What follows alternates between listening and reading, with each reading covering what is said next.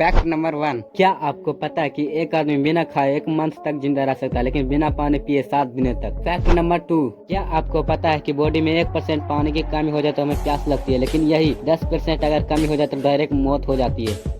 Fact number 3, starfish एक ऐसी मछली है जिसके पास दिमाग नहीं होता। फैक्ट नंबर 4, जब हम छींकते हैं तो वो 400 किलोमीटर प्रति सेकेंड स्पीड से निकलता है। फैक्ट नंबर 5, पृथ्वी की आयु 4 से 5 बिलियन साल है, वही सूर्य और चंद्रमा के लगभग उतनी ही है। फैक्ट नंबर 6, सूर्य की तुलना में पृथ्वी का आकार कुछ भी नहीं है, क्योंकि पृथ्वी से सूर्य 3 लाख गुना बड़ा है। फैक्ट नंबर 7, आपको यह जानकर बहुत ही हैरानी होगी, अगर किसी व्यक्ति के डीएनए को पूरा खोल दिया जाए तो उसकी लंबाई 10 अरब मील होगी। दोस्तों, क्या आपने कभी सोचा है कि हमारी देश की नदियाँ इतनी गंदी क्यों हैं? अगर आप मुझसे ये बोलोगे कि भैया वो गंदी इसलिए है, नाली का पानी और गटर का कचरा उसमें छोड़ा जाता है। अब आप ये देखो, दूसरी देशों में भी तो नदी के पास फैक्ट्री बनी हुई है, फिर वहाँ की नदियाँ इतनी साफ क्यों रहती है? चलो ठीक है, अब गंदी तो है, लेकिन गवर्नमेंट उन्हें क्यों नहीं साफ करवा रही है? और पैसों की भी कमी नहीं है, क्योंकि ये 3000 करोड़ का स्टैच्यू ऑफ यूनिटी बन सकता है, तो वह नदियों को क्यों नहीं साफ कराया जा सकता? तो देखिए, मैं आपको बताता हूँ उसके पीछे क्या कारण है, क्यों हमारे देश की नदियाँ साफ नहीं है। जैसा कि आप जानते हैं, हमारे देश की नदियाँ एक दूसरे से जुड़ी हुई है, इसीलिए एक नदी गंदी होगी तो